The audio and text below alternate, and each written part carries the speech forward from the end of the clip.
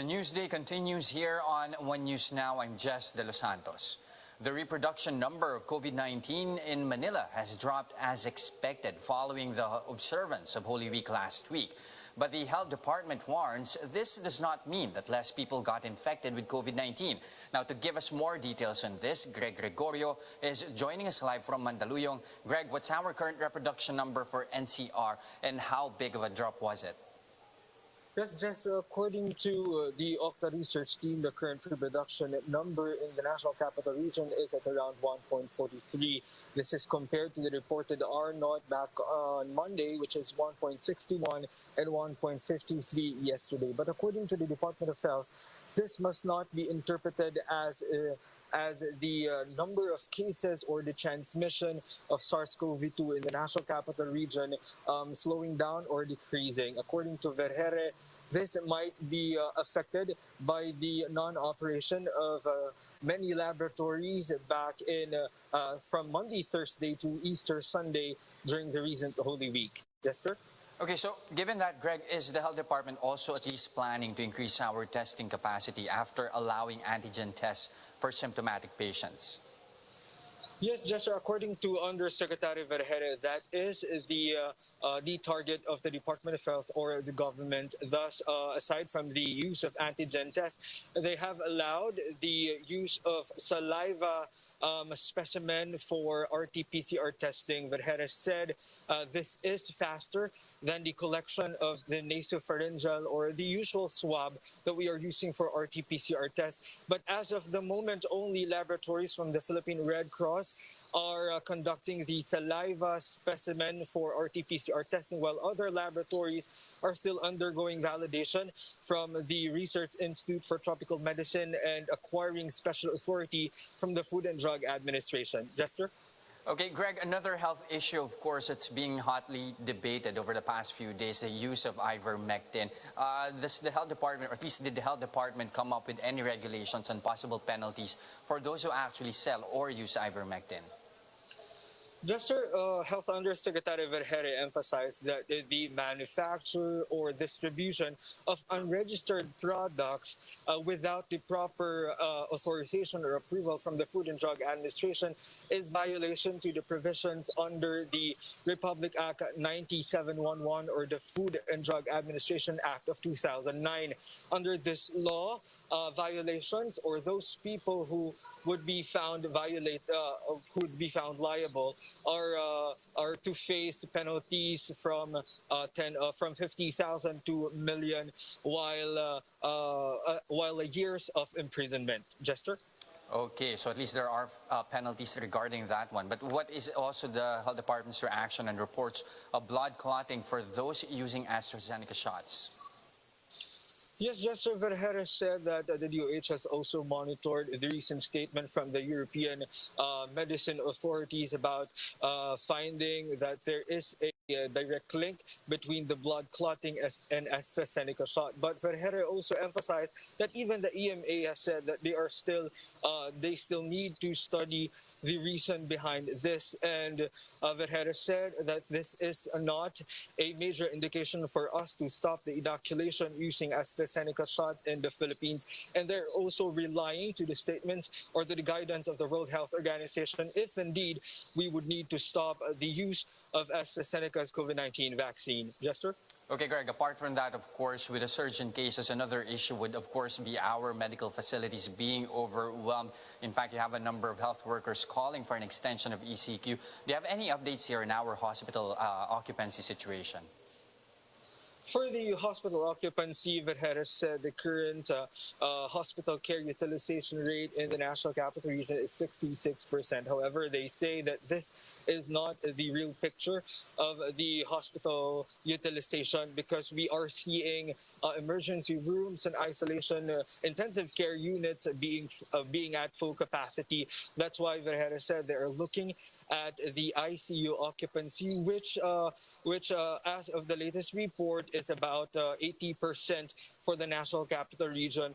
With this, Vergere said level 1 hospitals are already admitting or taking care of COVID-19 patients who only need step-down care facilities, that is to decongest the level 2 and level 3 hospitals taking care for the severe and for the moderate and severe cases. And aside from that, other isolation facilities are also being used as step-down care facilities for mild and asymptomatic cases. And they're still pushing for the LGUs to establish their triage system. It may not have to be physical structure, but they want the LGUs to establish a system where they could link it to the One Hospital Command and the Oplan Kalinga of the government.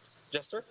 Okay, Greg, do they also have any updates about the possibility of using Sinovac for senior citizens?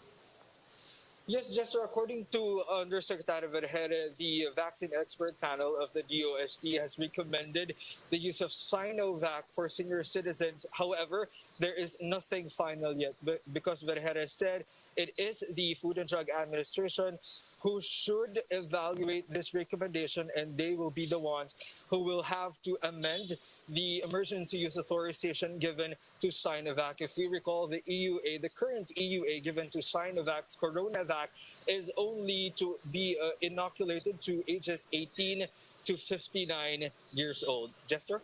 All right, thank you very much for those updates. Greg Gregorio reporting live from Mandaluyong. Contact tracing czar Vince Dizon said the country needs to enhance its PDITR strategy to address the rising number of COVID-19 cases. PDITR stands for Prevent, Detect, Isolate, Treat, and Reintegrate, which is the government's central strategy in its fight against COVID-19. In an interview with Radio 5's Ted Filon, Dizon said testing efforts of local governments should be targeted and risk-based and should work hand-in-hand with fast contact tracing. Dizon also warns that testing is not a magic bullet to solve the health crisis, and the optimum solution is still following health guidelines like washing of hands and wearing of face masks. He said residents with symptoms should immediately be isolated and should not wait until after they're tested. Ang unang-una pong importanteng maintindihan nating lahat na wala pong isang tinatawag na magic bullet ika nga o isang solusyon lang dito sa mabigat na problema natin sa COVID-19. Kailangan po talaga itong mga na-mention nyo na prevent, detect, isolate, and treat. Ito po lahat ay dapat sama-sama natin ginagawa para po talaga masugpo natin yung pagdami ng mga kaso na dinadanas natin ngayon. However, MMDA's Central COVID Command Center head Mike Salalima said most isolation facilities of local governments in Metro Manila are already full. The MMDA is now reaching out to the Education Department for the possible use of public schools as additional quarantine sites. Salalima said the Philippine Red Cross is also looking to provide additional spaces for isolation of possible COVID-19 patients in Metro Manila. Ang mga report po sa ngayon, ang mga lokal na mga isolation and quarantine facilities ay talaga pong nagagamit, Sir Ted. Meron pong mga ilan na hindi pa pupuno, pero karamihan po ay puno na. No? Kung kaya po, nandiyan na rin po yung susog ng ating national government na aside from the local isolation and quarantine facilities, ay nagtayo na rin at nagbibigay tulong na rin po tayo sa mga lokal na pamahalaan. The price ceiling may have brought down the cost of chicken, but vendors are still struggling to sell their products this time because of the lack of customers. That's on the back of stricter quarantine measures. Shaila Francisco with the details. Prices of chicken in the metro has started to go down. Chicken prices in some wet markets are now at 160 pesos a kilo, well within the Agriculture Department's mandated price ceiling. Since last week, prices have decreased by up to 20 pesos. But despite the cheaper prices, business has been slow for some retailers. This on the back of heightened restrictions under the enhanced quarantine and the unified curfew. Chicken lechon stalls say the number of customers had been cut by half. Yung kasagsagan po ng pag-aga ng alas 6 ng curfew, kasagsagan po dapat ng benta. The slow demand prompted retailers to cut down their regular orders from suppliers. Hihinayin po kami talaga, lalo na po ito, dati malakas po ito. Control na po ngayon ang order. Control na lang po. Kung Dati kami kumukuha ng mga 10 bag, parang mga 5 bag na lang. Kasi pinapaubos na lang yung sa kasi sayang talo sa yelo Chicken producers are also affected as farm gate prices have gone down by 40 pesos. This is bad news for them as production costs are still increasing. To boost demand, chicken retailers and producers are now asking the government to at least adjust the curfew hours if the ECQ cannot be lifted. Hindi po pwede na ma-prolong yung ganitong situation. Maraming titigil. Pag maraming tumigil, ay yun na naman, you will have another round of increases. Yung medyo limited ang capital o yung medyo, hindi lang medyo, yung talagang conservative, ay magdadalawang isip na yun. Kasi yun na nga, we go back to COVID, the way it is being handled. For its part, the DA is encouraging affected businesses and coordinate with the agency to sell their produce via its Kadiwa program. Meanwhile, agricultural and farmer groups have written a letter to President Duterte to reconsider his approval of increased pork imports minimum access volume. The House of Representatives has also written a letter to the Office of the President to reconsider its recent decision. Farmer groups also want the President to turn down the recommendation to lower tariffs. They know that both measures will kill the industry. Agricultural groups want all imported pork to undergo ASF tests. They are also calling for the declaration of a state of calamity. Shaila Francisco, VR1 News.